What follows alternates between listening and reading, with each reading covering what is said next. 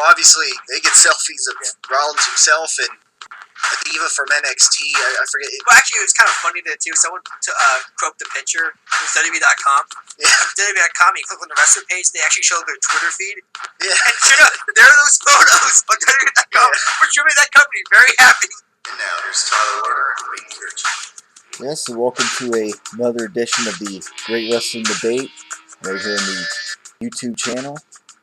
We made an error, Tyler. We week. did, yeah, and I was thinking the same thing Sunday night when I was thinking the same thing while I was wait a watching. minute, didn't we make predictions for? Yes. Shows you how much we were into this pay-per-view coming up on Sunday. Yeah. That we just wanted to get over a week earlier. Yeah, it sounded like we just wanted to get it over with. If you listened to the show last week, I guess, and but yeah, I mean, maybe that's where it's probably a good thing they didn't have it this coming Sunday though, because the NBA All-Star Game was this Sunday. SNL had their 40th anniversary show, which I thought was hilarious. Yeah. There was a lot going on this Valentine's Day. Granted, they got the Academy Awards this coming Sunday too, and that. Yeah. So Babe, once again, it proves my point. You don't need to have a pay-per-view in February. Yeah. I don't know. I guess the reason why I thought it was last Sunday is because last Sunday we were close to 6 weeks till Mania. Right. This coming Sunday, it's 5 weeks now. Yeah. Like I said, exactly. Normally, it's 6 week build after the February pay-per-view. Now this year it's 5 years, and this is a year where I think they need all the build they can all the time in the world here. Because right now, I don't know. I'm not seeing a whole lot of matches. Like, I mean, there's that Bray Wyatt Taker tease still apparently. Yeah. Yet he can't acknowledge the man's name on television still. I mean, because how obvious was it that he was banging on a casket? Yeah. How obvious was it? Pretty much. I don't know. Like I said, Randy Orton has been AWOL. So we still got to set up that whole Rollins feud supposedly yet. And I mean, I guess again, let's take into consideration we were thinking at least last week that we would be talking about Fastlane right now, but since we goofed, I guess maybe we'll wait until after Fastlane actually does happen.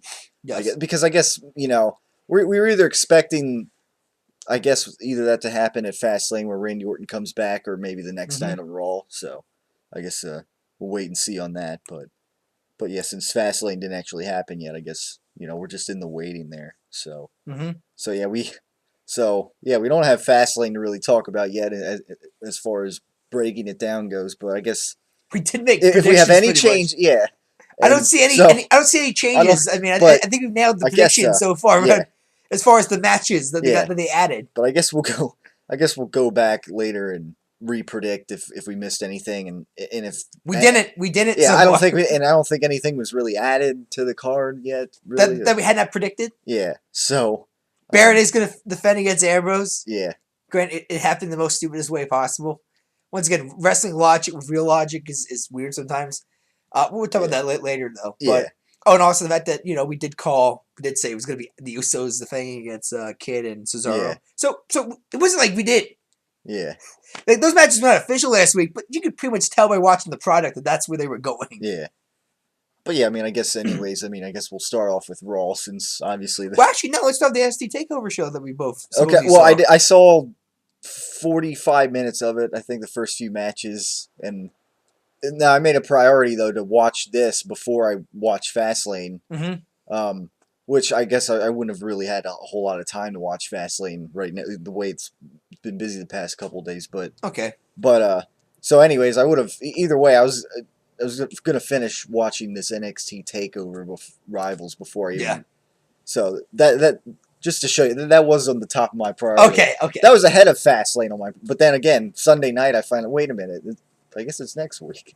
So you have not seen the whole pay-per-view, the whole special. But if Fastlane did happen on Sunday, I still probably wouldn't have really seen Fastlane and really wouldn't have cared a whole lot because because there's not a whole lot of promise heading into Fastlane anyways. So like I said, but starting off with a bang, I take it you ended the time, the 45 minutes you ended. It was after the tag team title one. Yeah. It was probably right before Neville and Finn Balor were going to go at it. I take it.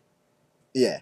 Yeah, I think that sounds about right. Okay. So you pretty much you caught the first half, which wasn't bad, but it wasn't great. Yeah, it wasn't great, but But I know. Again, this is we are talking about development guys. It says it there too. You look at Finn Balor, Adrian Neville, Owens, Zayn, and Hatami.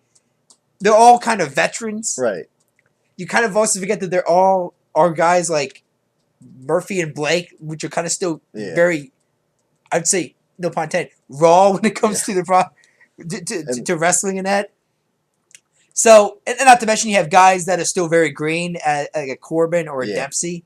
So you're not going to have 5-star matches every night in that. But what they did though, I think the opening match, opening few matches, I think it was bad or anything in that. No, I knew watching them that they weren't. They weren't the top matches on the card. That's the thing. I mean, at the end of the day, as long as your featured matches deliver, that's all that really matters. Yeah, I knew that. I mean, like I think even on main pay-per-view events, like we even go like thumbs up, thumbs down, just based on whether the main matches even did deliver or not. Because really, it doesn't really matter what the bottom matches do. Yeah, the undercard. It's nice if you get a decent one, which I think the opening match was. Yeah. Well, okay, I don't know. Let's just review half of the show, and then I tell you in a week you're gonna catch the second half. Then, and we can review the second half of next. So we don't want to avoid in the coming days. Yes. Yeah. Okay. So we don't want to avoid. Not reviewing the show and that. Unfortunately, I've plenty of time now until Fastlane because Fastlane didn't happen yet. Yes. So but there's so opening match, which I thought it was actually a solid opening match. Yeah, it was a solid. Yeah. Was hard names to say. No. Tyler Breeze and Hideo Itami, the former Kenta from Japan. Tyler Breeze came out with I did not know this, a selfie stick. Yeah, I saw. Yeah, I did not realize this is an actual thing that people actually can use with the phone attached to the or whatever. No, but I mean, think about that. There actually are people in our society that have these things, and walk in the streets and are carrying around while walking on the sidewalk in that. Yeah. Signs of the biggest douchebags I've seen in my life there. Loser! You're a loser! Yeah. But so I see him coming down this because that's his whole entrance is that it's always been his entrance was he always took selfies taking down the ring. Like, Grant, this time he has a selfie stick with his phone as well. Yeah. Of course, there was the spot where they had a new women's wrestler to the roster who apparently is playing the whole stalking fan kind of bit. She kind of like tackles Breeze kind of a little bit to security, like grabs her and drags her out. But I didn't think it was a bad match. I mean, once again, they're teasing the hell out of this Hideo Itami hitting the GTS one day. Yeah. Because I don't know if you're aware of this, Tyler. Hideo Itami invented that finisher. Or at least he used it way before CM Punk did. I know there's... Then Punk, I guess you could say, stole/borrowed it. Yeah, there's a lot of... I know there's like a bunch... there's probably a bunch of other... But, and it's kind of funny, too, because his other finisher was the flying knee, which is also something that Daniel Bryan uses as a finisher. So, and I think his is like some kind of like flying drop kick now. But I'm telling you, the day he hits that GTS, those fans are going to go berserk. Because every time they even tease it, the fans in Full Sail just stand up all of a sudden. Yeah, kind of like like John Cena with the AA, formerly known as the FU, which of course is fireman's carry, like for example. Just as an example. That's the thing; it's just a basic fireman's carry. Yeah. If we want to get technical, I guess. But the story of that finisher was that was just when Cena feuded with Brock back in 2003. And then he kind of like he was kind of used as an insult to Brock's finisher, the F5. Right. Yeah. The name FU. Yeah. So. But his submission hold was the STFU as well. Yeah. They dropped the U. They had to chop that off, and Granted, STF is still, I don't think it's PG if you still say it. But anyways, unless if Cena ever got asked by a kid, I guess, what does STF mean? And he would say like, stop the fun, probably. Yeah. Stop the fun. Yeah, I think of something, but anyways, I didn't think it was a bad match. No, it was a good opening. Can you kind of see where you can see the Tyler Breeze, Shawn Michaels comparisons a bit? Yeah. Based on how his ring gear, his entrance music. Right. And that didn't even hit a super kick, too. Yeah. I mean, he hit a super kick. It's not his finisher. That was, But still, that was one of the obviously one of the main things there that stood out to me as far as the comparison. Like I said, I didn't think it was a bad match. I mean, like I said, also I'm really I like Hideo Itami's music as well. Kind of still has that. Yeah. It kind of still has that like Japanese feel to it, kind of. Yeah. Not to mention, like I said, it comes with that ring gear. It looks almost like very straight out of the Karate Kid, if Yeah. anything. Like I said, I mean, honestly, he still has that language barrier yet. But I think it's the break as well. But I think that he's the one guy to keep an eye on down there because he's gonna be down there I think for longer than some of the other guys are. But I don't know. I didn't think it was a bad match. Yeah. It was a good opening. But yeah, You know. I thought as far as opening matches go, it did what it had to do, which Yeah. was to get the people fired up for Right. a show, pretty much. So then we get to I think was what was easily, and you're gonna discover this by watching the second half. This was easily the worst match in the second one.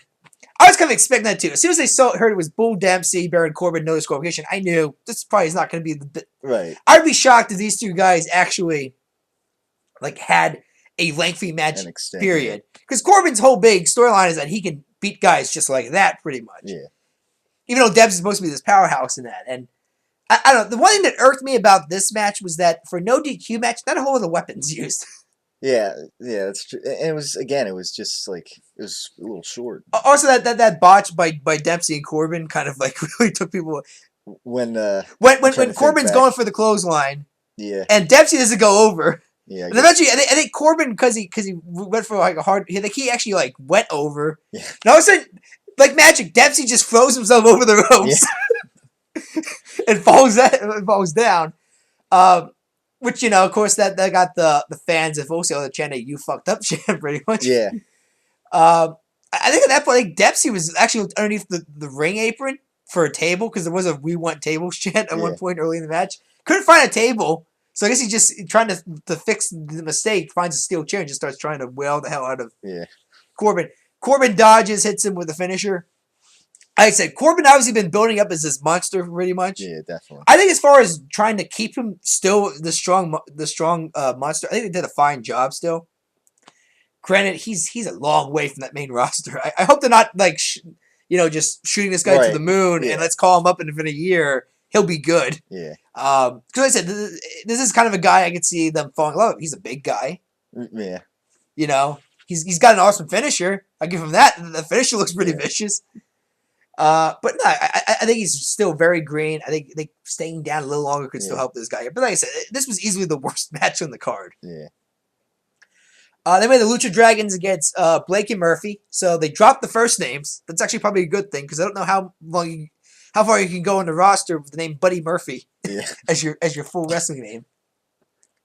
So you have Murphy and Murphy and Blake against the Lucha Dragons. I don't know. I mean, there was that vicious Hurricanrana into where Kalisto just planted. I believe it was Murphy's forehead straight on the mat. Like you could hear it, and even go, "Ooh, that definitely." But no, I think that was a. I think you can tell that Murphy and Blake are still very green. I think the only thing that's disappointed me was Sin Cara. As long as Hunigo's building this roster, you would expect better performance out of him. I think it's funny how Kalisto's the strongest guy of the tag team of Lucha Dragons there. And this is, granted, I think Kalisto's younger. And like I said, I think when Rey Mysterio leaves, and I do see him leaving soon, probably going to be heading over to Lucha Underground with Alberto Del Rio. Or Alberto El Patron, as it's known. Yeah, I guess now. That's his new Lucha Underground name. Yeah, he actually. I actually did see that episode. So the episode where he finally debuted, and I'm telling you, he actually surprised me a bit there. I think a lot of his failures had to do with the way WWE was pushing him and so on. So no, but I'm actually digging the. No, but like I said earlier, I think that Kalisto, could be the next Rey Mysterio. I think Sin Cara's just. Sin Cara too. This is Hunico. This isn't the original Sin Cara anymore. He's long gone. Sin Cara the second, I guess. But but I don't know. I think the one thing that also annoyed me too a bit was the theme music these two teams have there. The whole Lucha Dragons. I still do not get the whole why they gotta have Lucha chants in the game. And Murphy and Blake's theme came across as dubstep crazy pretty much. I mean, there was nothing really to the music, and I guess the music would not be that theme music would not be that bad unless it connected to these guys here. These guys came out. It didn't feel like the music really connected with this tag team. Yeah. Especially since we hear these guys kind of promo, they kind of both almost like a southern accent. They're kind of like almost pushing themselves as country guys. And I'm like, then you guys should not have dubstep as your theme music then. So, I don't know. It wasn't bad. Like I said, it was better than the last match I saw. Yeah. But you can still kind of see that Blake and Murphy still need help in that. Yeah. Still and so on. But once again, the real selling point is the next 3 matches on the show here, which you have not seen. Yeah, I knew the best is yet to come anyways, so. Like I said, a terrific, I can tell you this to tease, a terrific match between Finn Balor and Adrian Neville. An awesome fatal 4-way match between 4 women's and that. And of course, which I'm a main event, which some people would say not live up to the hype. I'm gonna put it this way. I think the main event was the best match on the card, but I don't think the finish, I didn't have a problem with the finish or how the match ended or it's on that. But maybe it's the first of a series of matches, so that's Well, I mean, we'll see in that. I mean, we'll see going forward in that. I mean, I've also heard rumors say that someone else might be getting called up along with Adrian Neville possibly to the main roster very soon. Yeah. So no, I mean, so that's that pretty much as far as NXT so far. So we're gonna we'll review and then we'll next make sure week I'll be able to the best part, the part which makes the show stand out pretty much. Yeah. All right. So yeah, we'll get back to that next week, of course, and yeah, I guess if for those who haven't seen it yet, I mean, again, it's another free month on the WWE Network, so you might as well check it out yourself. Again, I would encourage that before you even check out Fastlane. So, but anyways, I guess we'll get over to Raw now. Again, the Raw that did not precede Fastlane like we thought it was going to, but anyways, I guess the go home Raw, as a matter of fact, to Fastlane. So yeah, I guess we'll start off there with the beginning of Monday Night Raw. John Cena kicking things off this week, and I guess one of his typical promos with Rusev. I thought it was kind of a bit ironic because last week it was kind of like the same promo except Rusev and Lana were in the ring and Cena was on the stage. This week it was Cena coming out and then Rusev and Lana on the stage, so it was a little bit and then the way that they would brawl, the way they brawled, it was like the same thing. It was like John Cena came up the ramp instead of Rusev, and vice versa, attacked Rusev. I guess a double leg takedown, and Cena was a little more intense this week. He wanted to beat up on Rusev, and I guess what happened was, like last week, he was throwing Rusev into the the LED screen there, or whatever they have, where the Raw logo is and everything. And again, it was kind of ironic because last week that's kind of what Rusev was doing to Cena. Although last week you had a lot of crew officials breaking up Rusev. This week they just let Cena go. Yeah, this week, and there were a couple officials. Once again, it begs the question here. I always want to ask this when I see Rusev come out here. He's supposed to be this evil Russian sympathizer here. Yeah. That's the only reason why this guy's supposed to be a bad guy here. There's nothing this guy does in the ring to make him come across as a heel. And like I said, you look at what happened on Raw with Cena. Yeah. Rusev came across as the bigger babyface in my mind because here's Cena beating the hell out of this guy. Yeah. And the officials are not doing a damn thing about it. Yeah. So it's like... I mean, a couple of officials came out, but Cena said, no, stay away. Exactly, and he just let Cena go at it there. Unlike Rusev, there where they actually touched the man and got physical with him and so on. Man's got to know his limitations. Like I said, the way they've been booking Rusev, it's like the one time he beat, he was about to be Big Show clean, and Mark Henry came out to help him in that. And all of a sudden, him and Mark Henry and Big Show double team Rusev for no apparent reason. Yeah. And all of a sudden, it's like, how is this good guy? Yeah, How's Rusev the bad guy in this series? Right. He come across as a babyface getting double teamed by 2 giants here. Yeah. It's like Rusev didn't cheat to beat Big Show. He was about to beat him clean. Yeah. So, it's not Mark. It's not Mark Henry. Rusev's fault that Big Show just can't beat him or anything like that and so on. But like I said, I keep hearing rumors that the Russian version of Raw, Rusev is hyped as this babyface pretty much. So when you see this stuff happen, I can only imagine the Russian commentary Yeah. is pretty much just making Rusev this massive victim of against this American company, pretty much. Yeah. Like I said, I mean that's supposedly the story going around with Rusev, pretty much is that in Russia he is perceived as a babyface on television. Yeah. You know, Yeah. we'll see. Yeah, it comes off as a Rocky IV. But I said, even as an American, I'm trying to figure out how this guy, besides the fact that he's this anti-American villain, and that is that what's this guy done exactly wrestling wise to come up as a bad guy? Yeah. Yeah, I mean he doesn't no backstage assaults or anything, and Lana does most of the talking. And once again, keep in mind, this whole feud started after Rusev had the audacity to interrupt John Cena's promo during the Royal Rumble post show on WWE Network. And then I still watched it there. I just watched Cena's reaction after Rusev comes in yelling and they both put their heads together. Yeah. It's like go ahead. Yeah. Like John Cena's reaction is almost like, excuse me, this is my promo time. Yeah. It's like, we have a problem here, son. Yeah. So. Yeah. Actually, and wasn't that like a WWE exclusive thing too? No. I guess maybe it was on the network. If you saw the Royal Rumble post show, you saw this happen. So it was the post show. That's what post show on the network. All right, yeah. Network. So it wasn't even like in the pay-per-view. Technically, I guess by tech. No, it was on the same quote unquote network as the pay-per-view.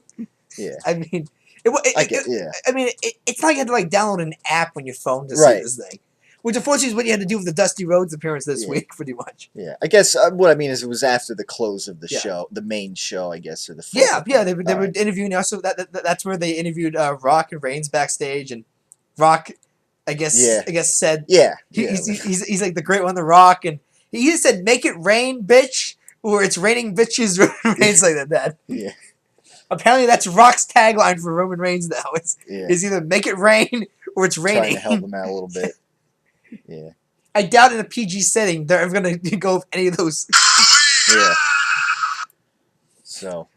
Although make it rain, bitch. I think they might be better categories Roman Reigns than believe that. Yeah. Yeah. So. All right. Yeah. So that was the opening of Raw. Whatever. I'm still trying. There's still not explained why the hell Cena wants the U.S. Championship. Yeah, and he said, and he pointed it out this time in the promo too. It's like, goddamn time, I'm going after that U.S. Championship or whatever. It sounds like but it doesn't sound right.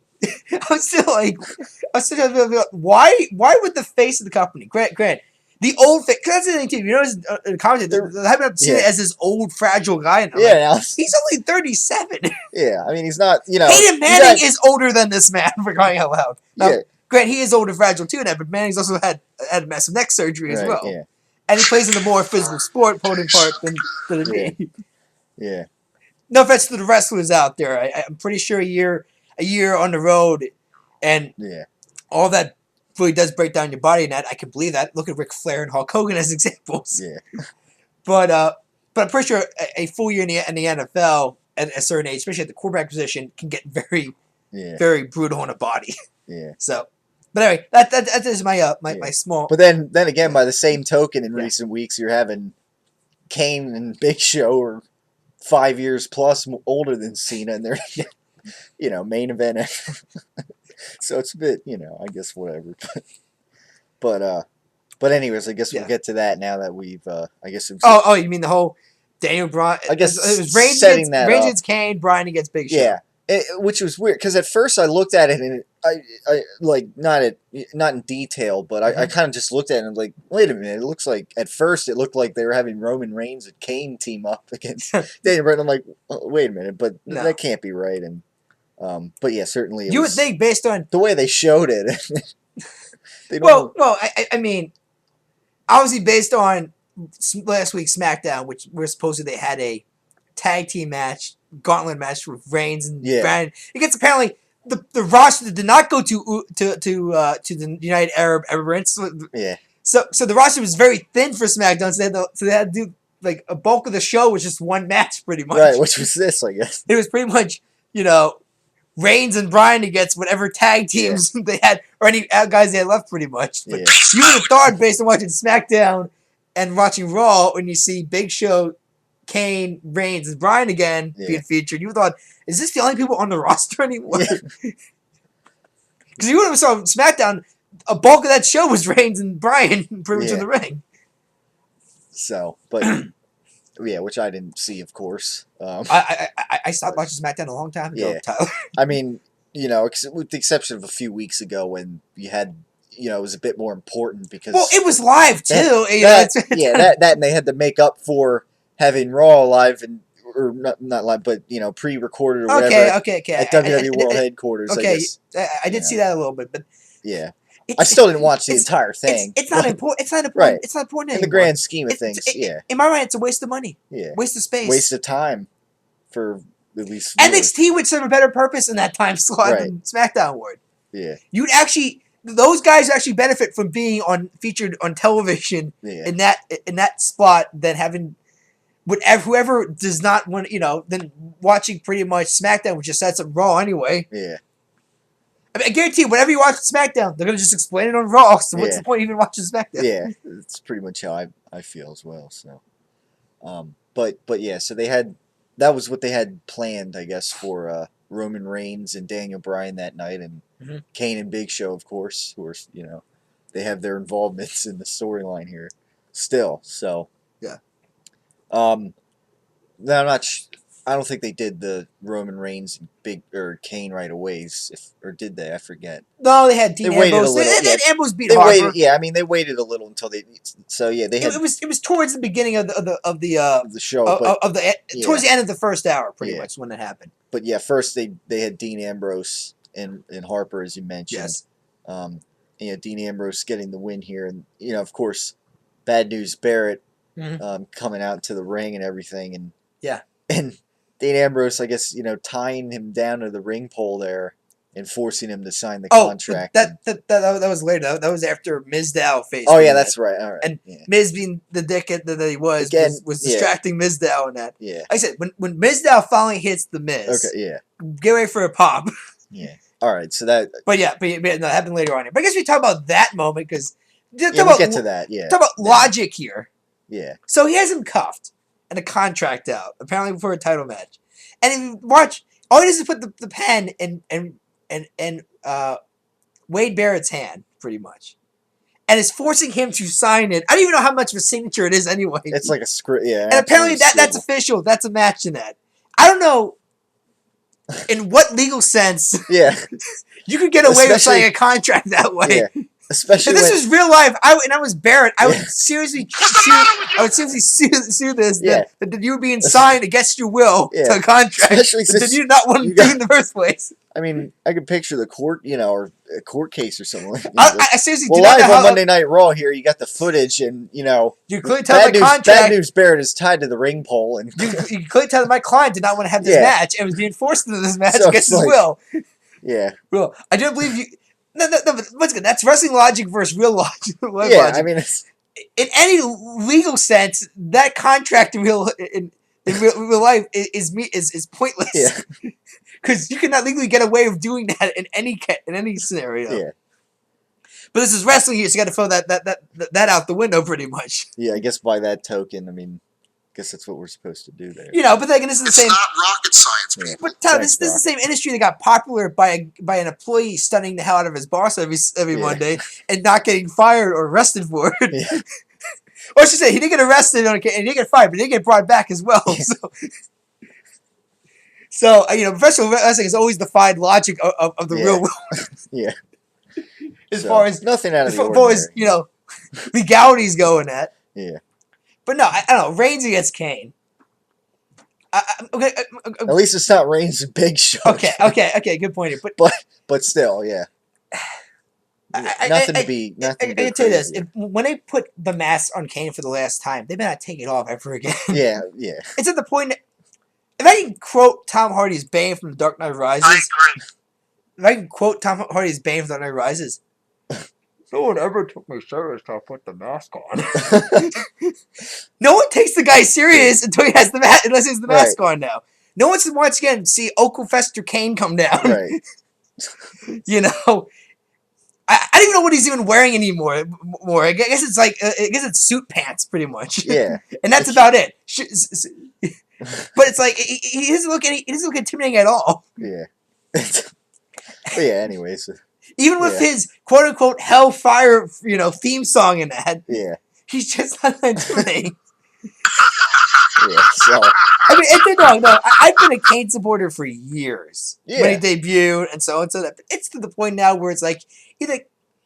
If you're not gonna have him wear the mask anymore, just have him retire. Yeah, this isn't. You can't take him serious anymore. Yeah. I mean, Bryan on commentary, I think I believe he was choking when Reigns beat him by count out. That's the one thing that even irked me too with the finishes to these matches. It's like Reigns rushed in for count, to get. So Reigns could barely survive against the 40-something-year-old Kane. It's like. This is your big. Come on, this is supposed to be the next big thing in this company. Yeah, it's like 45. And the young 20-year-old can't beat the guy who's shooting at 50 right now. Yeah. Who looks like Uncle Fester from the Addams Family. Yeah. I mean, like I said, but like I think Bryan commentator was like jokingly saying like, Reigns beat Kane. He beat Kane. He was getting up on the announce table and doing yes chants and he was joking obviously there because obviously. Once again, Kane's pretty much a joke now. Yeah. Yet he's still being featured as this top heel this top heel guy that could, God forbid, one day hold that belt again. Yeah, this is not a signature Kane gimmick yet. He's he's higher on the card more often than not than he was in recent when he actually had a good gimmick. But anyway. But not to mention though, I mean, like, doesn't almost everybody beat Kane and Big Show now? Yeah. See, that's the thing too. Don't think these guys serious on the roster if they're getting beat every week as well. Yeah.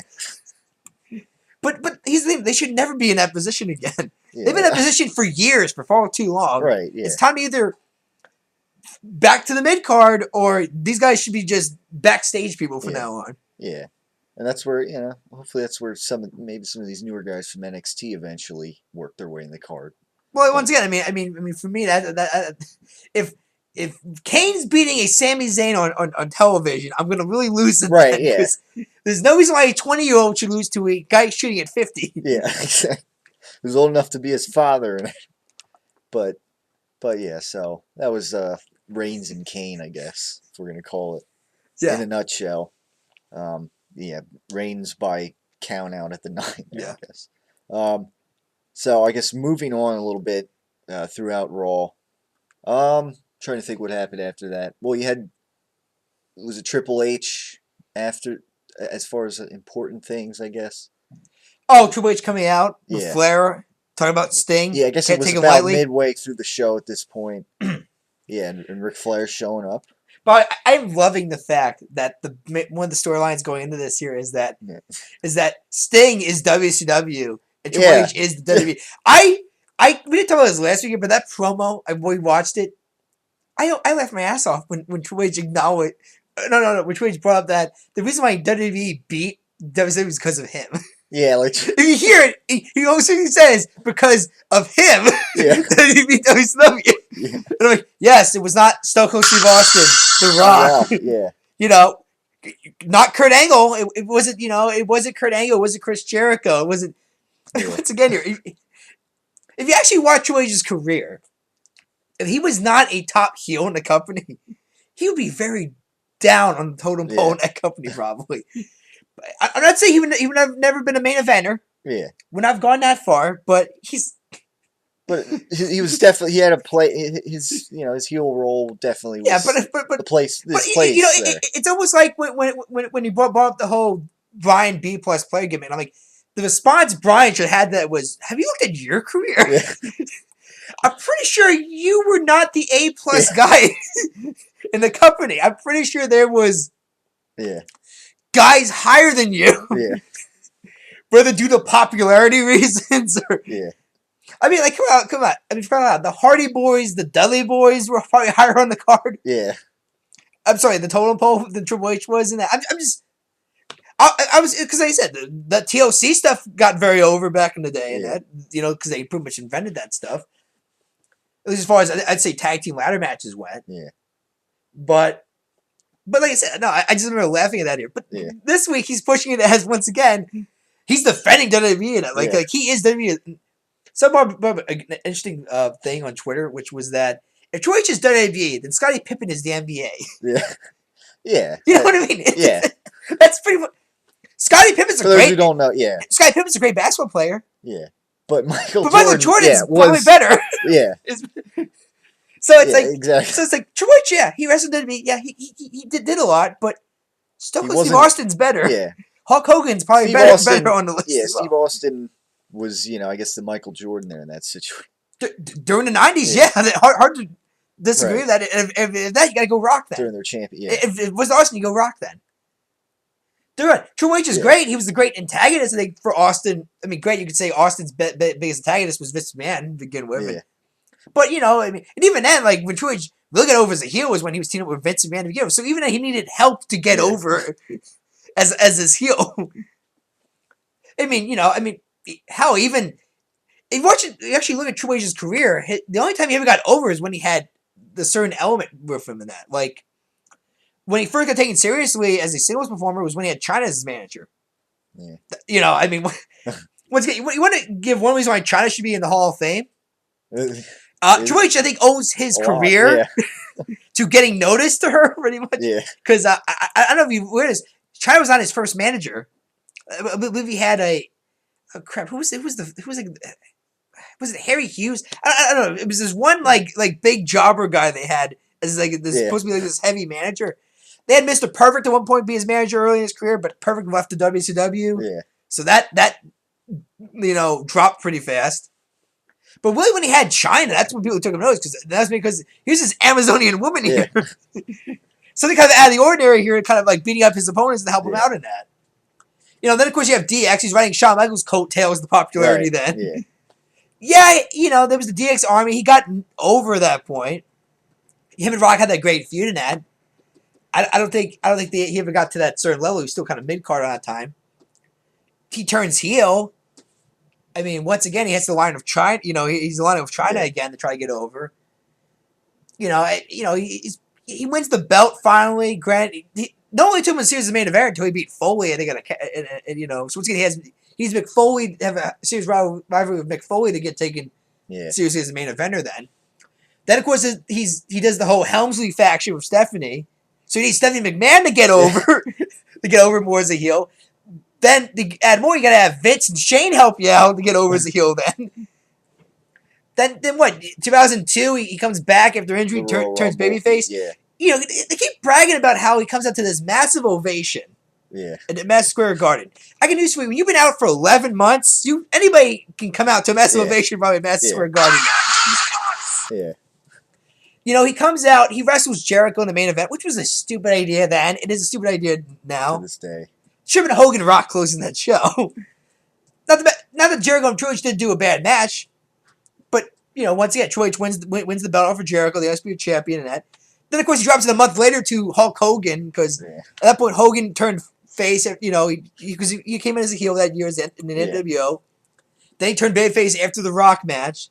And I believe Vince's belief was that nostalgia was back from Hogan a bit, so we had to give him that run. So, of course, Troy drops the belt to Rock. To Hogan right away, like a month after Mania. Yeah. He fades a bit. And like he said, he never got over that as a babyface. He turns heel. But when he turns heel, he's aligned with Ric Flair. So again, he needs a legendary figure to get over as a heel. Then, of course, you have Randy Orton and Batista also ride Triple H and Ric Flair, but mainly Triple H is riding Ric Flair trying to get over this Evolution group. Once again here. And then when he turns babyface, what does he do? He forms DX with Shawn Michaels. Yeah. Wasn't as over as the old DX was. 2006, yeah. But once again, he needs Shawn Michaels to get over even as a babyface again. Yeah. And like I said, and once again, the DX 2006, it was over, but wasn't as over as it was in the original, when it was originally in that. Yeah. I mean, granted, there were other things they couldn't do, because Shawn Michaels was born-again Christian. And, And The Rock wasn't there, and no Steve Austin. Let's say it wasn't the attitude anymure. Right. I mean, there was that one... It was still PG-13. Well, I don't know. I mean, there was that one time when they were outside, quote-unquote, cooking, wieners. I remember. That was like 4th of July, right? Yeah.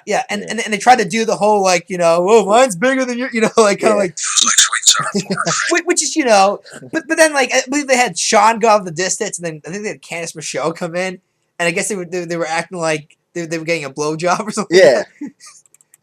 You know, I mean, like I said, once again, it was a skill like that. That's the reason why the DX failed, because you only had one member of DX. Yeah. The other DX member would not do that because Yeah. he's a born again Christian and doesn't want to do that anymore. Yeah. Not going to fault Shawn Michaels at his age. I don't think you should be doing blowjob segments. Yeah. But I mean, but even that's behind like, the scenes, they're both married too. well, so. yeah, well, yeah. But I mean, but again, which Triple they H don't is married play to up. but again, he's married to the business, Right. Exactly. Yeah. So Triple H. Yeah. And you know, and part, like, once again, it's kind of funny here with the whole. Which Triple H brought up the whole reason why Chad would not go in the Hall of Fame because of the pretty much porn. And it's like funny how this company's now gotten all sensitive all of a sudden. It's like when you look at all the highlights back in the day, Yeah. to what they've had women do on television and males do on television. You know, Val Venus, you know, snip snip pee pee. That segment. You know, it's funny how this company has a consciousness with, well, we could have this person back in our family. They got a dark past and a shady past and that. And I'm like, so did Jake Roberts. Yeah. Have you heard some stories that Jake Roberts is going through? I mean, great, he's fixed now. I believe that. Yeah. Oh, the DDP. He better owe his career to DDP for not, you know, being dead or anything. Yeah. You know, I mean, the Ultimate Warrior's done some crazy shit as well, but even he got a you know, back. But once again, like I said, it's kind of funny there how Triple H is having this whole feud thing as, well, I'm representing the WWE because I am the WWE. It's almost like a baby face, you know. Exactly. And it's like okay, so we're still playing up the whole evil WCW. Yeah. Ted Turner had his millions of dollars in that. So now it's like, all right, well, Sting, the guy, you know, the WCW guy here, he almost threw us out of business. Yes. So yeah, it was weird, definitely. But. I don't know.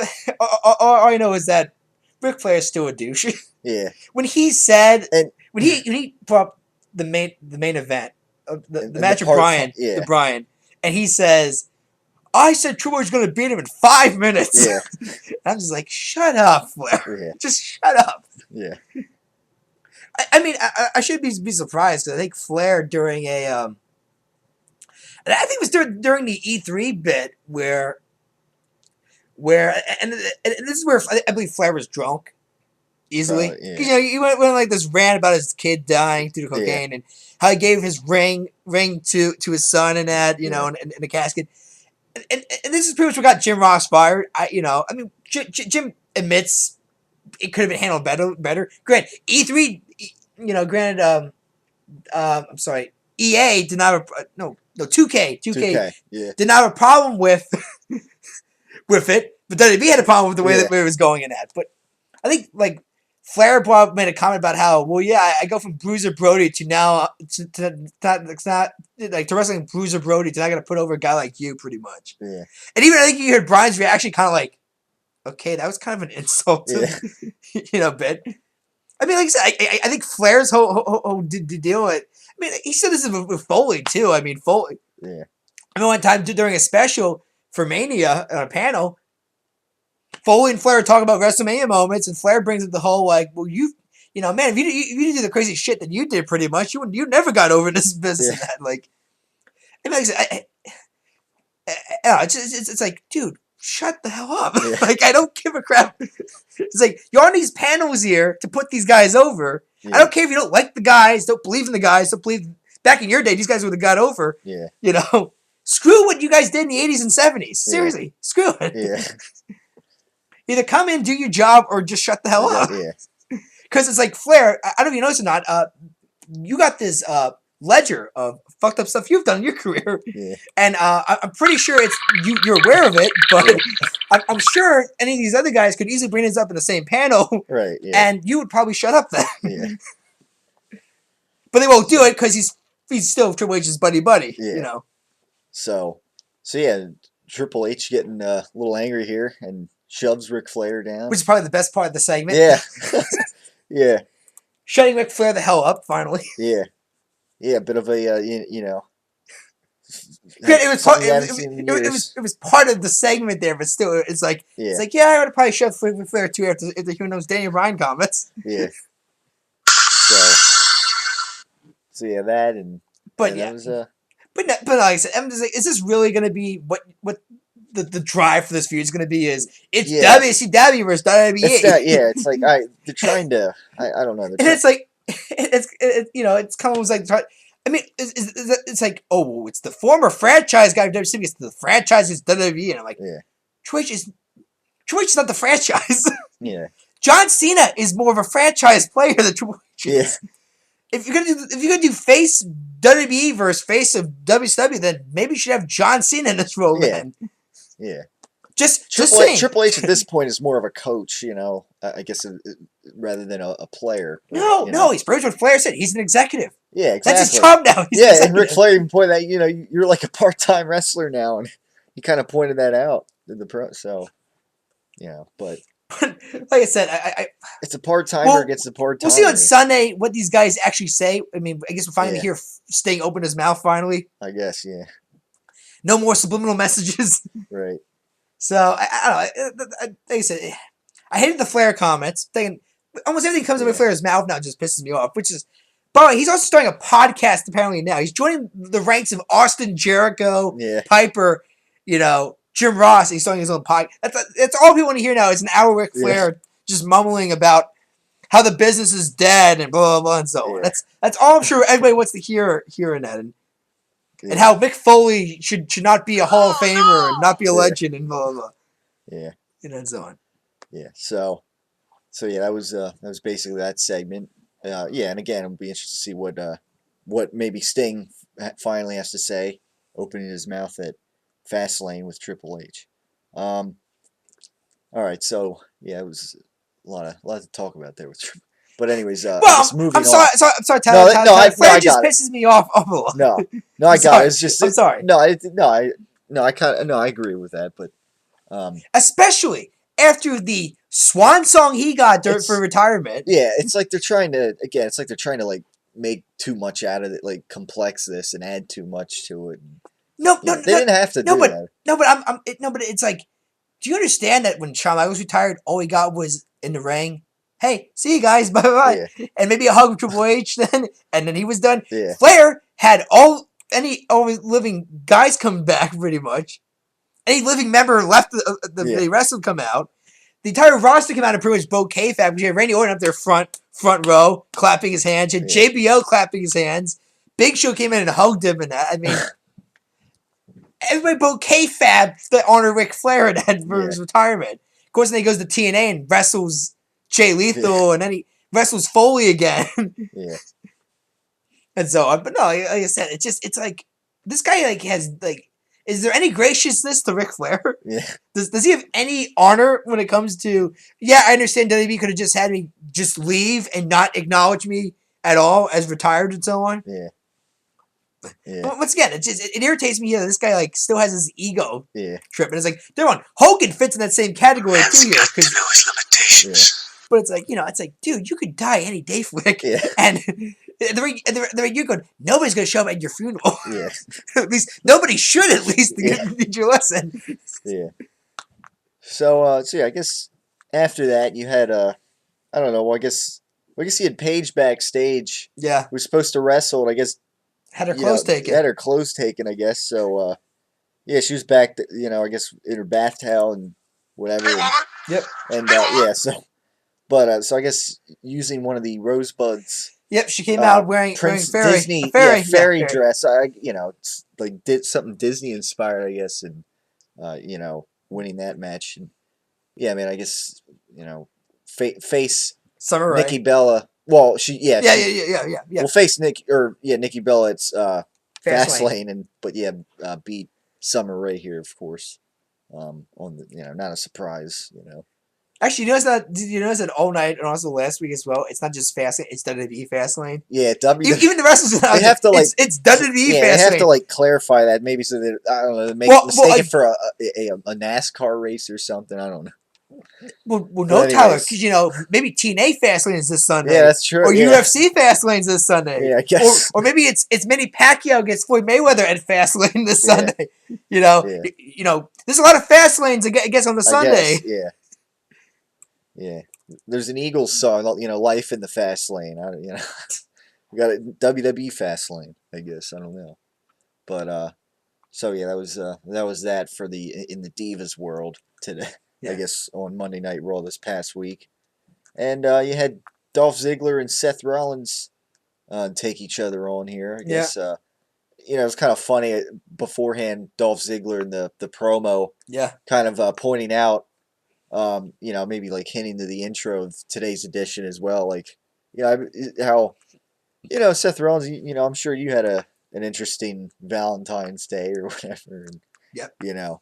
um, but anyways, Seth Rollins getting the win against Dolph Ziggler here, and again, I guess I guess they're just buying time until Randy Orton comes back to feud with Seth Rollins, at WrestleMania time here, and yeah, I mean, again, I guess we'll wait and see what kind of match they throw together here with Seth Rollins and at the pay-per-view.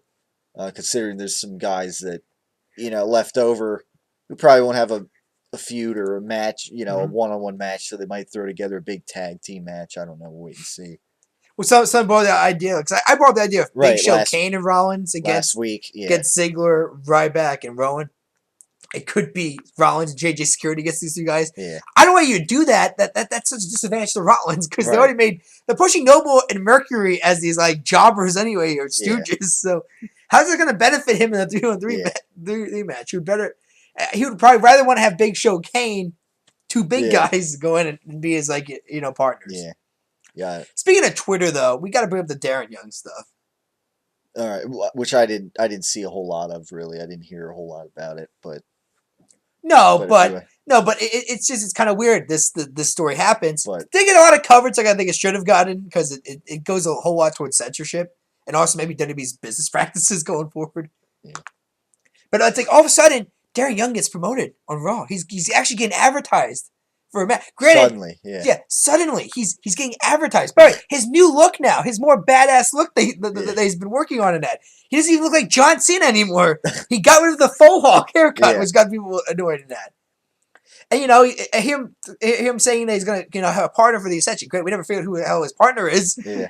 But you know what? We got a primetime players reunion possibly out of it. So at least Taz O'Neill maybe get something out of this deal. Maybe. Yeah. I think the Ascension's still going over because the company's still higher on them. Yeah. Even though, once again, I don't think these guys are going to go anywhere. Yeah. But no, so anyway, people are not aware, but it's kind of weird how now WWE goes from Seth Rollins' Twitter's idea to now Darren Young. Last week. Also, apparently Cesaro's Twitter got hacked as well.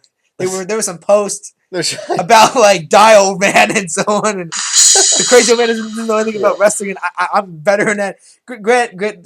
Clearly Cesaro was hacked. Either that or he has a death wish when it comes to I want to get a pink slip now. Yeah. But WWE went over to the United Arab Emirates, particularly Abu Dhabi, I believe, is their capital. I believe. Okay. Yeah. As you know, the United Arab Emirates has this the government at least has this strong idea. They don't like gays, and they don't like females a whole lot, apparently. So for safety reasons, WWE did not send Darren Young over or any other Divas roster. All of them were told to stay home. Right, yeah.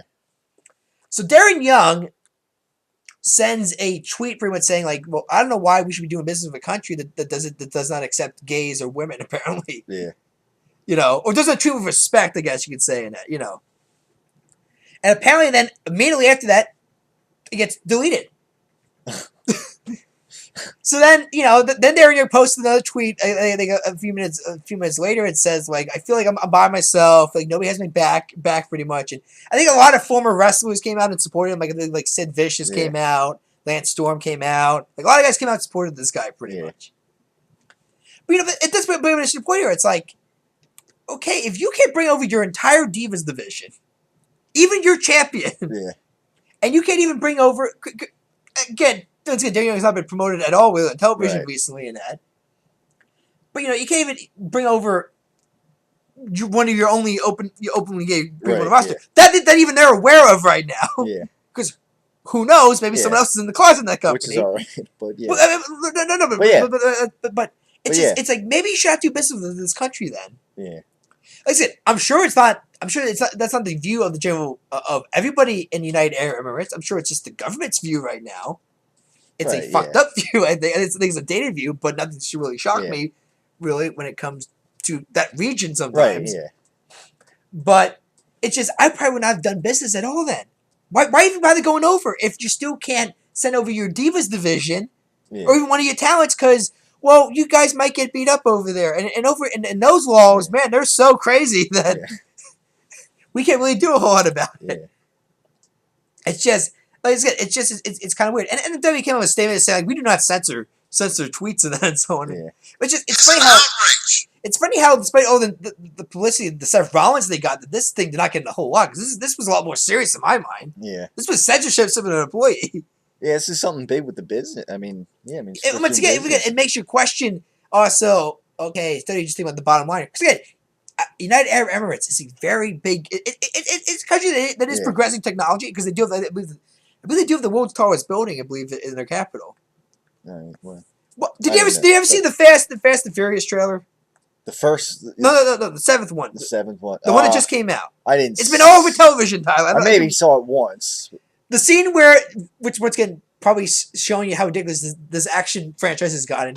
There's a scene where Vin Diesel is driving a car from one tower of a skyscraper to another tower of a skyscraper. That's supposed to be in Abu Dhabi. That's supposed to be the tallest building in the world. In that, Grant, I doubt they actually got permission to drive it. First of all, if it is, it's the most ridiculous stunt I've ever seen. No, but it clearly looks like it's CGI galore. Right, yeah. Like any action movies are pretty much done now. I mean, like I said, to me, the craziest real action scenes I've ever seen in movies was actually the Blues Brothers movie. Those police chase scenes, where they actually are driving through a mall, and even the one when they're driving through Chicago, and you see all these pile-ups and that. Yeah. But those are actual drivers. Yeah. Crashing cars together. And it's like that's probably the most ridiculous police. I'm sorry. That's the most ridiculous car stunts I've ever seen done in a movie. And it's not. It's a blues. It's more of a musical than an action movie. And yet, I see probably the most ridiculous action scenes there. But no, I just found it kind of funny then. And all of a sudden, Raw, here's Darren Young getting promoted now. Right. It felt almost like, well, maybe gotta save her ass here. Yeah, we're not looking too good right now. Yeah. I just had to bring it up because it's just no one's really talking about this story. It's like everyone to give the Seth Rollins coverage. It's like this is kind of a bigger deal because this is about potential business relationship with another country. Yeah, and how First Amendment rights again, maybe against Stafford, being stopped by an employer to an employee possibly. Yeah. All right, so. Yeah, that's again. I mean, I didn't really hear anything about it. Yeah, it goes to show you, I guess that. Yeah. It's not a whole lot of exposure there, I guess, on the issue, but yeah. So, anyways, that I guess that's what all happened then with Seth Rollins, and I think that pretty much brought us to the main event of the night. Well, but I guess what happened was pretty much Darren Young came out. Darren Young got beat up pretty much. Yeah. His partner, we haven't got his name yet, got beat up by the Ascension. And all of a sudden I'm like, okay, well, Titus O'Neil has to come out now. Somebody has to come out and save this guy. And sure, there's Titus O'Neil. They did not do the millions of dollars bit, so we don't even know if they're even back officially yet. Yeah. But looks like the Prime player is going to be feuding with the Ascension next. So we'll see what happens going forward with that. But no, let's move to the main event now.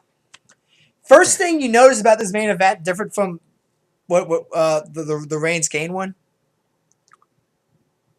Bryan was on commentary. Right. Well, Reigns is no near a microphone. Yeah. Someone actually brought that up there. And I'm like, yeah, you're right. Reigns is not on commentary. Yeah. And some people going, is that probably a bad sign? I'm like, honestly, that's probably a good thing.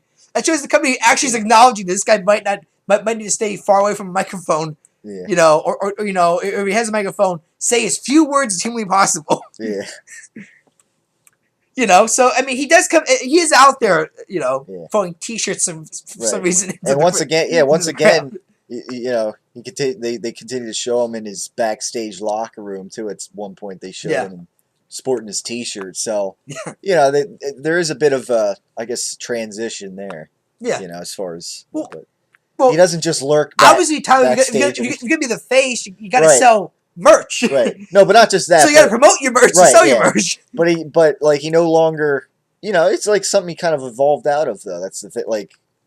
I mean, some people maybe they don't pay as much attention to the detail like that or not. But like back in the summer when he was solo first, he didn't it still seemed like he was like lurking backstage somewhere. He wasn't never showed up in in a locker room setting of his own. But it's starting to they're starting to transition a little more there into the I guess more of the superstar. Like I said, that next face of the company, pretty much. Yeah. So yeah, that was and yeah, they had an interview with him earlier, but yeah, he wasn't on commentary like Daniel Bryan was for the other match, and yeah, I mean, it's probably a good thing. I mean, I don't ever remember him being on guest commentary in the first place. So, but if he does one day, that'll be his day. Yeah. But yeah. So anyways, Big Show and Daniel Bryan. Going at it. Big Show kind of dominating early on, but eventually. But it didn't feel like a Barry O'Brien really at all. It actually felt like more. No. It was like for example, I remember that one time Big Show was forced to wrestle Bryan, and they just had Big Show destroy Bryan pretty much. And this is when Bryan's supposed to be, fighting for the belt. This is pretty much when they're making that transition to Stone Cold Big Show. Yeah. The whole I don't give a crap about getting fired. Then I'm gonna sue you, and I'm gonna come out and hate you, Wheeler. No, but wasn't there one time when Main Event Survivor Series draw one of the lowest buy rates of that pay-per-view's history? Yeah. Wasn't that around the time too when they had Daniel Bryan's supposed to be this this WWE Championship caliber guy, and it's like Big Show was like 10, or maybe that was when they were supposed to have Big Show knock Daniel Bryan out or whatever. Yeah, exactly. Like, he was this helpless jobber, and he's supposed to be Daniel Bryan was supposed to be a big deal now. It's like Big Show's the bigger deal here. I don't know, but it reminded me of that. Yeah. But like I said, what eventually happens is they do the bit where Bryan is starting to get an argument with Reigns. Yeah. I guess because Reigns is distracted by throwing T-shirts into the crowd. Yeah, it's signing autographs. Yeah, signing autographs and that. Yeah. All of a sudden, Big Show, Spears. I like Spears Reigns. Yeah. And of course, him and Bryan are fighting, and of course, Reigns interferes, DQ finish. Then. Yeah. Well, and then Bryan gives one of the best reactions, like he usually does. Of I was like, oh hell no, that's not happening.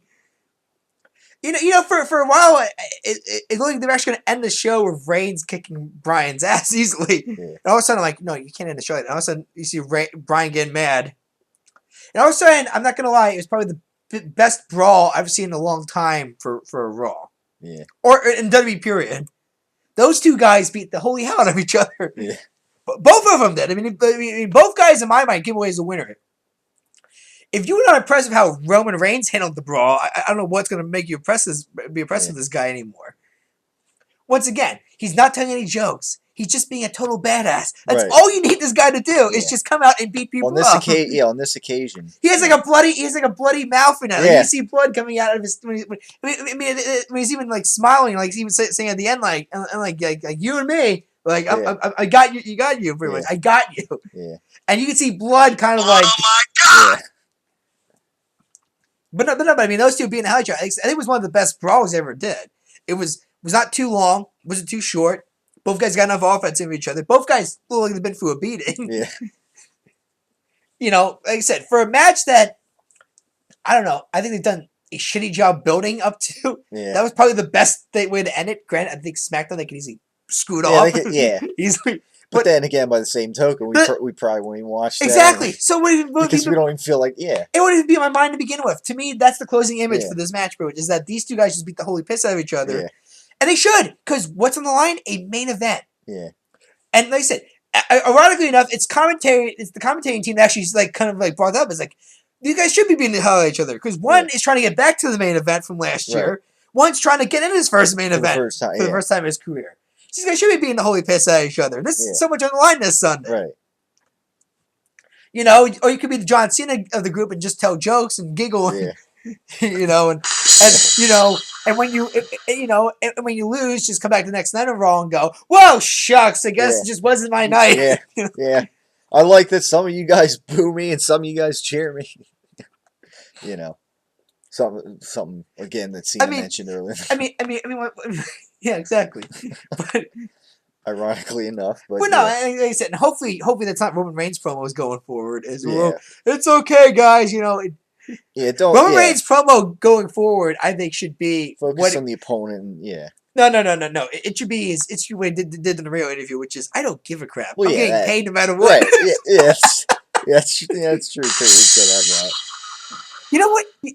But no, because it is true. It's like you guys hate this guy so much, and you know he's going to be featured on the show. Yeah. You're just idiots that paid the You're ticket. feeling, yeah. You paid the ticket. Right. Yeah. You could have easily. You want to boycott the product? Don't buy a ticket anymore. Yeah. Don't watch. Don't subscribe to the network. Yeah.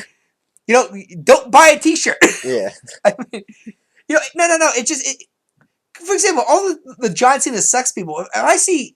It's always funny when I watch people who say John Cena sucks and they have a Cena sucks shirt on. Yeah. It's like you do realize that's Cena merch Right. though. Yeah. That's money going to John Cena. That counts in his sales as merch sales. There. I mean, you're an idiot for even buying that shirt.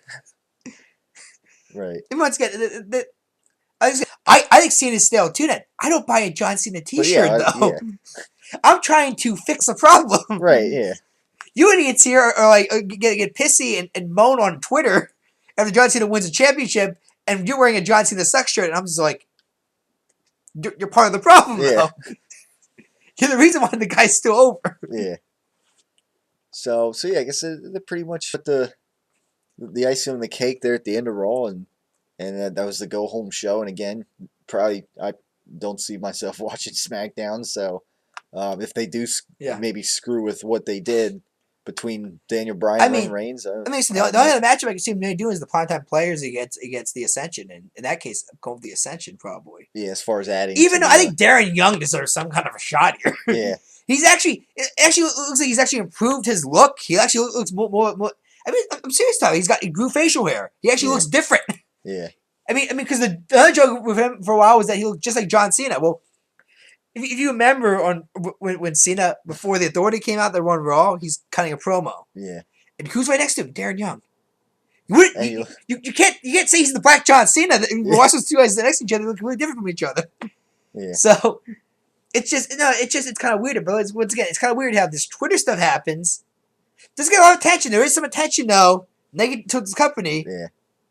And all of a sudden, this time in Raw, Darren Young, who everybody thought just vanished out of the company's eyes, is back on television all of a sudden. Yeah. I'm happy about it. I think the guy at least deserves a shot. Yeah. Once again, I think he hasn't still proven in his in-ring work yet, but I think he's actually changed his character up a bit. Yeah. He looks different. Once again, it's just kind of weird there. It's just all of a sudden, I should be surprised here, but once again, it's just all of a sudden, there is on television all of a sudden. Yeah. But once again, I mean, the other criticism too for the show is just Dusty Rhodes' return to Raw, quote unquote, was reduced to an app appearance. Yeah. Which I guess is, I didn't even see that promo because I don't even have the app. But I think it's a waste. I don't care. I don't care if it's free. I think it's a waste. But I guess he was there to hype up the whole Stardust Goldust feud, possibly. Yeah. Because both his sons in that. Right. Yeah. Cody's apparently gone off the deep end. Yeah. The point where if you say his name, he gets like, oh, bitch, Shimoni at you. But no, I mean, so we already made our predictions for Fastlane. I don't think we need to go through them again. Yeah, I mean, it's pretty straightforward stuff anyways, so yeah, I mean, I don't think there's really anything else to be added to the card, really. Yeah. Other than maybe, like you mentioned, with the Ascension. So yeah, I guess, with that in mind, we can close up the great wrestling debate for today. I guess if there's nothing else to really cover. No, I mean, that's pretty much it. We covered Flair. I mean, we covered Raw, Raw. We pretty much covered every major segment we could. I mean, I just wanted to build the Darren Young thing because I think it's big. I think it's big news. It's as big as we're gonna give Rollins coverage for what happened, Twitter hacking. Yeah, I think in a non-hacking scenario, and Darren Young brings up an excellent point where why is the company doing business with a country that does not let you, that won't even let your Divas division go over, or even your only openly gay wrestler go over because. Oh, bad things might happen, maybe. Yeah, there's actually a bigger issue. Yeah, a bigger issue there, I think, in a business sense, I would say. From a business, it's not just a little personal, I guess, and then it's good. The fact that apparently, based on the fact that they deleted the tweet, had the tweet. It's almost like, yeah, we're not staying with our employees or anything like Yeah. that. There might have been an actual legitimate gripe on a business matter here. Yeah. We're going the bottom line over a complaint from our employee. Yeah.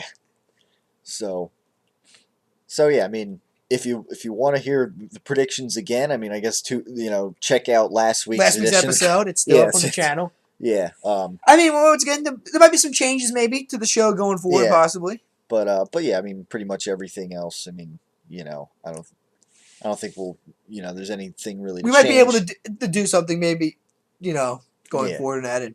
Yeah. Maybe just something new. Maybe we might be able to upload some live feedback to watching maybe a pay-per-view event or something like that. Yeah. Well, it's still in the early stages of development. Yeah, in the planning phase. Stage. Yeah. We haven't even, but there might be some new stuff to this channel going forward. Yeah. Maybe. Yeah. So. Perfect time for Mania, I guess you could say. Yeah. So yeah, stay tuned for that, and next week we will we'll break down more of course NXT Takeover Rivals, the second half, the better half of the show. Right. Yeah. And of course, whatever happens at Fastlane and Raw, which will be the first Raw, I guess, on the I guess the direct route to. Well, about damn time because we got 5 weeks left. Right. Yeah. But by the way, keep in mind too, no Brock this week. Right. There was. It's just see how many Brock. I'm curious how many Brock appearances we're going to get. Yeah. The next week, probably that's going to be the pre-show too. Paul Heyman's going to be on Miz TV. So. Yeah. So. There's your daily dose of Brock Lesnar, I guess, for a Sunday. It's Paul Heyman cutting a promo. You can only assume it's going to be about who do you want to really face at Mania in that. Yeah. By the way, I think to keep in mind too, Sheamus promo still. Yeah, there's still, I got this strange feeling he's going to interfere and cost Bryan the match against Reigns at maybe Fastlane. Revive a feud there, maybe.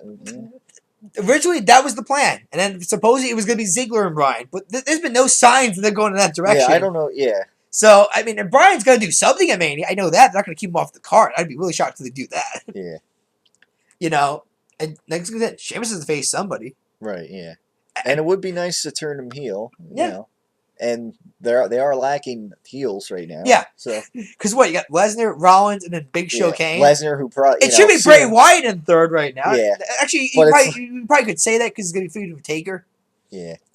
Once again, Big Show and Kane should be dropping in the heel category. Yeah. They should not be top. They should be bottom. They should not be in the top three. Let's put it that way.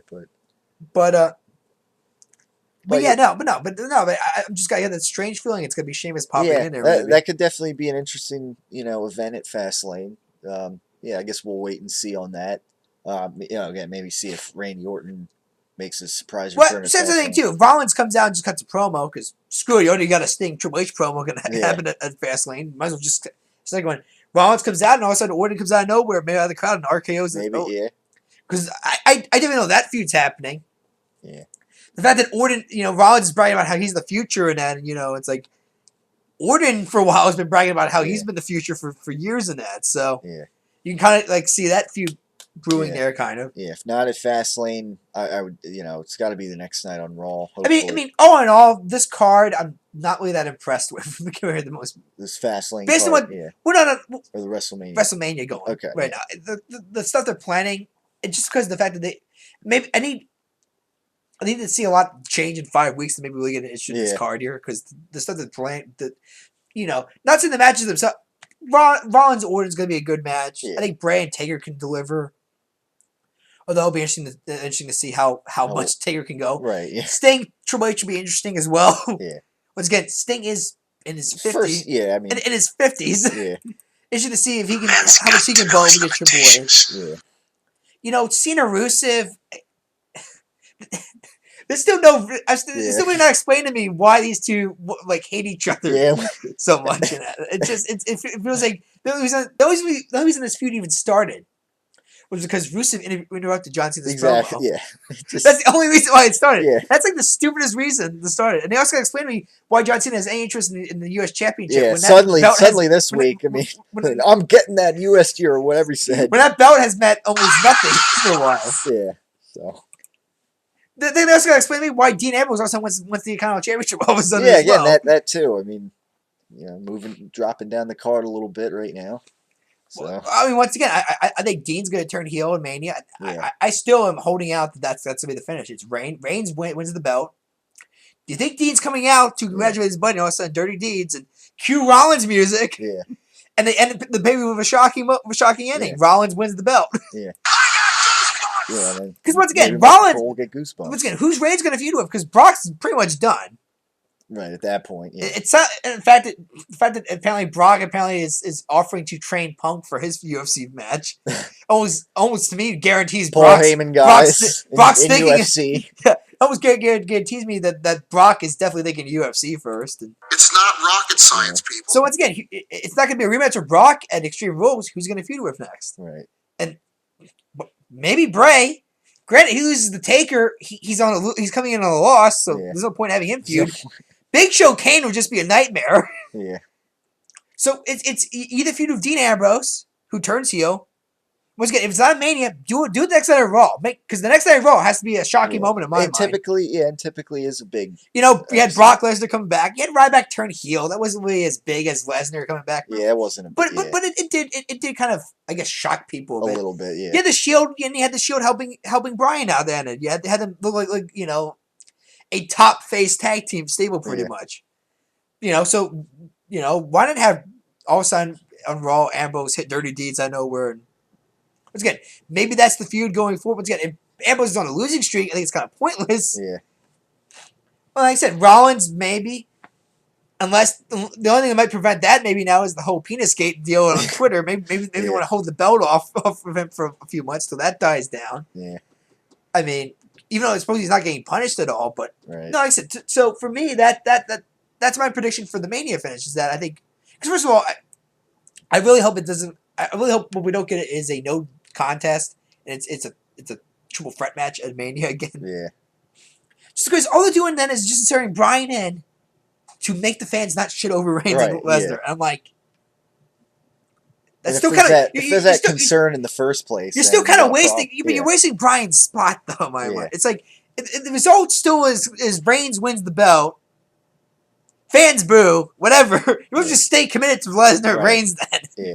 Because in my mind, the result's not going to change. Yeah, fans will not shit over the match completely if Bryan's in it, but you're still kind of wasting the spot then. Yeah. You're just throwing Bryan in there so the fans don't shit over the match here. But the result in my mind is not going to change.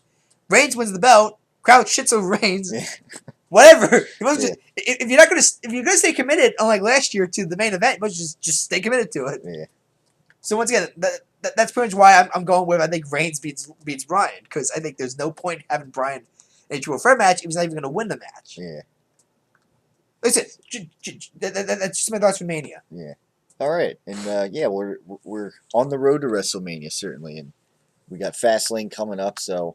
Yeah, we'll get through that, and we'll be that much closer to WrestleMania and those, these possible scenarios that can happen. So, stay tuned for, next week's edition of the Great Wrestling Debate, as we'll have Fastlane discussion, more NXT TakeOver Rivals discussion, and whatever else happens in the wrestling world as usual.